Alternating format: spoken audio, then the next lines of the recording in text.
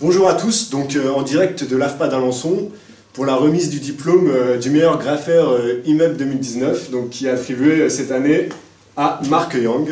Donc voici le diplôme, félicitations Marc. Merci. Je vous en prie. Donc c'est un diplôme qu'il a reçu suite à un exposé que j'ai fait sur l'art du graffiti.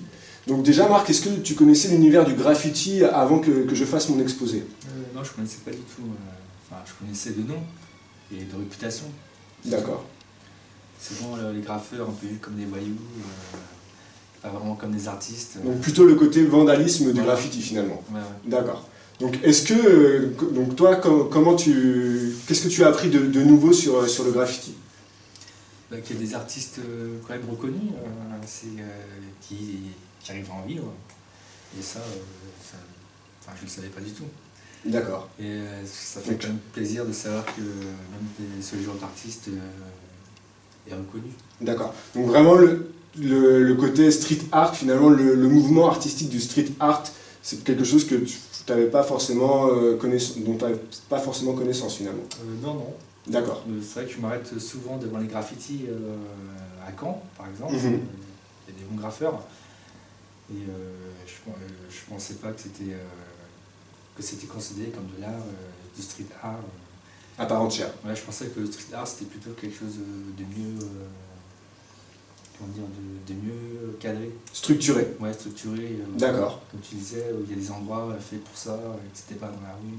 D'accord. Donc pour remettre un peu le contexte de ce concours que Marc a gagné, il s'agissait de réaliser un graffiti. Cependant, donc le mode du pochoir était imposé, la technique du pochoir était imposée, et la technique de l'utilisation du noir et blanc était imposée également. Donc suite à ce sujet de concours, donc Marc, comment vous avez rebondi? On peut présenter donc le graffiti gagnant qui est ici. Donc vous, quelle a été votre démarche finalement? Alors moi j'essaie de me mettre dans la peau d'un graffeur qui aurait besoin d'exprimer une opinion politique, par exemple. Une revendication. Une revendication, ouais, voilà. Et dans un contexte où il n'aurait pas le droit de s'exprimer.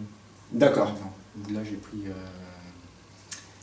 une personne de mon ethnie, vu que mes parents viennent du Laos, ils ont fui à cause de la guerre. Et il reste encore une partie de la population Hmong qui est mon ethnie, qui sont restés là-bas. Et il y a une partie au nord du Laos où ils continuent de faire la guerre, mais en secret. D'accord. Du coup, ils se font secrètement massacrer. Et ils pensent toujours que la guerre du Vietnam est d'actualité. Ils attendent toujours les secours français qui ne viendront jamais, je pense.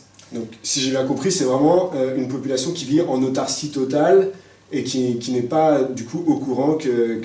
D'accord. Ils ne peuvent pas sortir de la forêt parce que s'ils sortent, ils se font tuer. Les soldats font des patrouilles, ils font les dénicher pour les éradiquer.